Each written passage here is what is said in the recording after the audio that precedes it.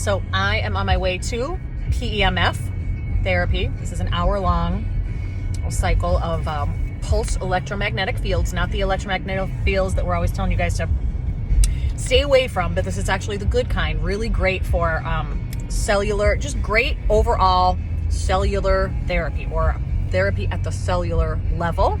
I will list some of the benefits here, but let me know, message me if you've ever had this, if you've tried this, what your experience has been. I know that a couple of you reached out about this when I'm going to the same place that Abra and I did the float therapy at with the heavy duty magnesium, which was amazing.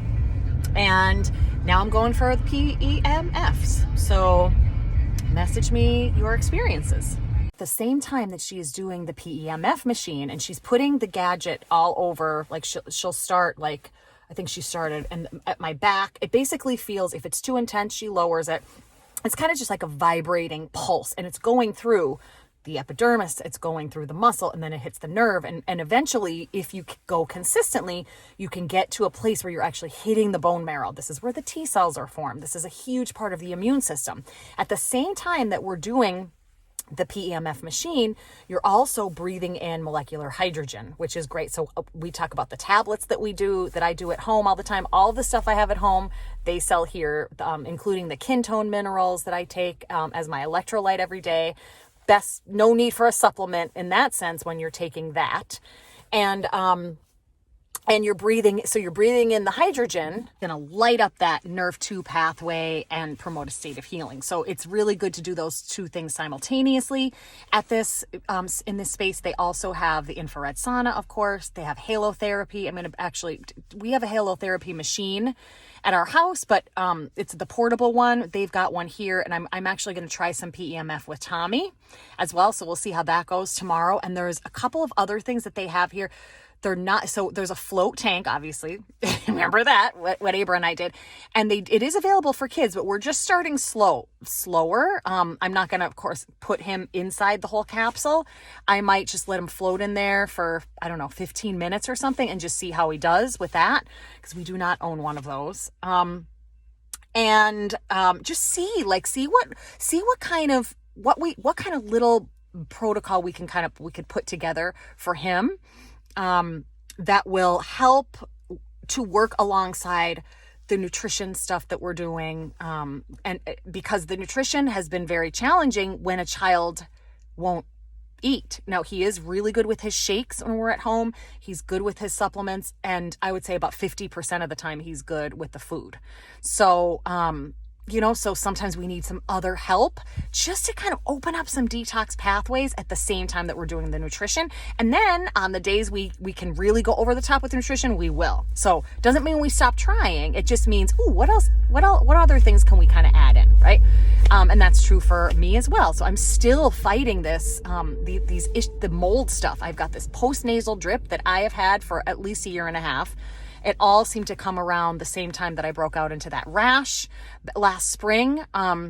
So I'm paying attention to that, and I want to see what this could do. So now that I am home, I'm going to bring in a binder. This is a great place to add a binder as long as you have an empty stomach. You don't want to have this around any other food or supplements. But now, since we've got the cells all sort of massaged and ready, this is a great time for some detoxification. And then I would say in about an hour or two other things to add in would be glutathione and some type of NAD precursor, just to rev up that electron transport chain.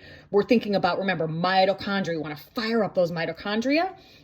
And great little biohacking protocol.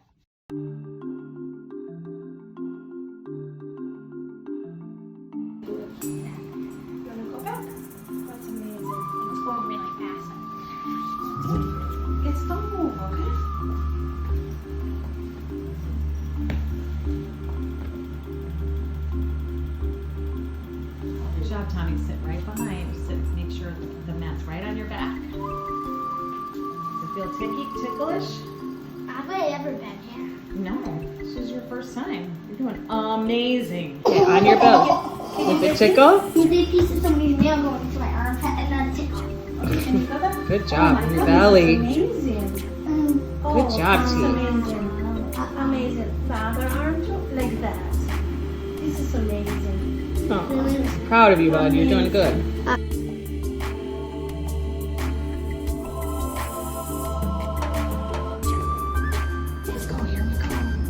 It's not hot in You here. don't need the sleepers. This is amazing. You don't need the sleepers Oh, no, because okay. you wanna do the I can massage. taste that. Oh God, I wanna close the door really quick. Mommy, you can have one. That's something to kind of. So what? This is fun. This is great. Yes. Oh, this smells so good. Okay. So It smells like salt. 8 minutes. Thank you. Oh, this is amazing. I want to do this on my hand. Do a meditation.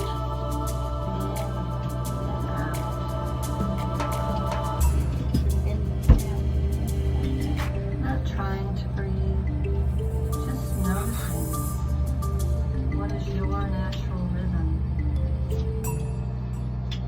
So we're reading in here. Start at this page. This page? Okay. This is Read pyramids and here. mummies. Read here. Okay, we're gonna read this one, and then what do we do? Moody Cow, right? Read the And then space. go to our space books. Okay, we're gonna read 3 books.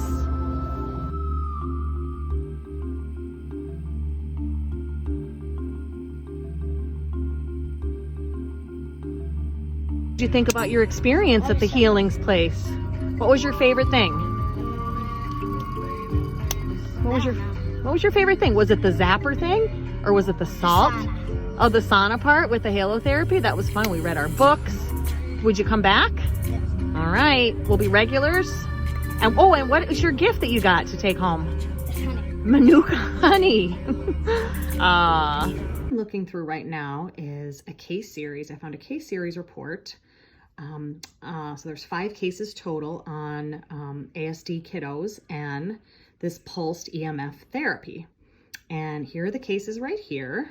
If you scroll down, and it goes through each one. It talks about the age of treatment, and then some of the symptom picture, what was going on before and after. Some of these would be speech and language delays. That's a really big one. Lack of eye contact, sensory issues, social issues, different aversions, tics, CD, bedwetting, and just an overall cognitive awareness, right? And so this is what they did. Hold on, let me go back up. Here we go. This is the treatment. So this is the PEMF therapy where electrodes are placed in certain areas, and it talks about they used times a week. 3 participants completed 20 sessions, 1 completed 14, 1 completed 10, and it looks like the electrode was placed in a few different areas, and I showed you a little bit about where it was done with Tommy. It can definitely go a few different places. They went into a little bit more detail here, but the results were pretty interesting. It looks like the most significant were speech and language, and this is all done via parental ratings, which ain't nobody knows their child better than a parent. Trust me.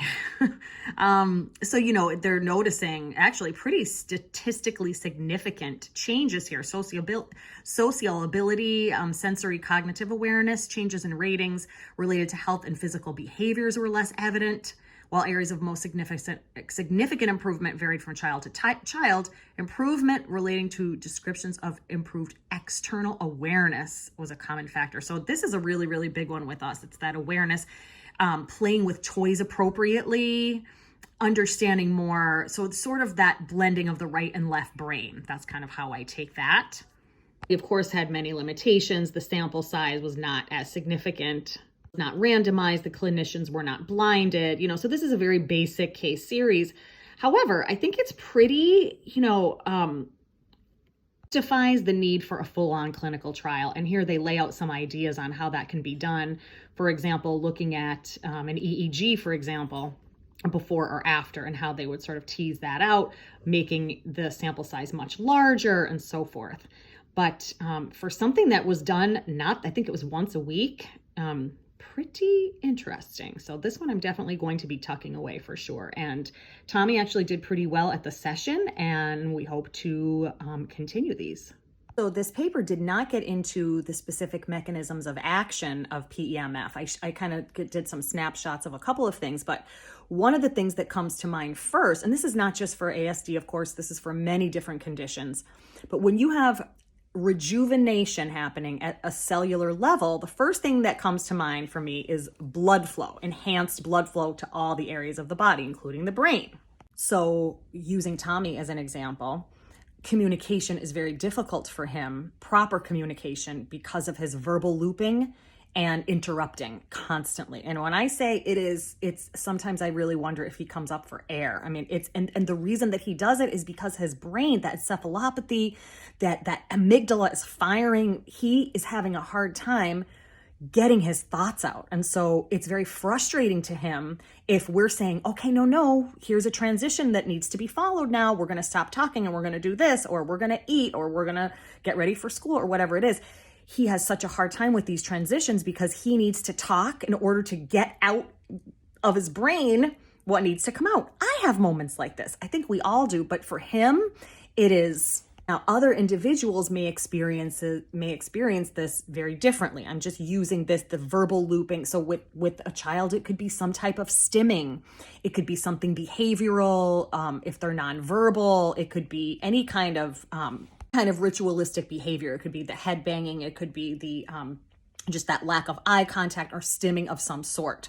So with this increased blood flow, and that's a simple little mechanism of action, that's just one, we're noticing that communication is better. And so when you can communicate better, oftentimes your sense of safety is in a different place. And so you get that people are maybe, you feel safer. You feel safer in space. You feel safer mentally and emotionally.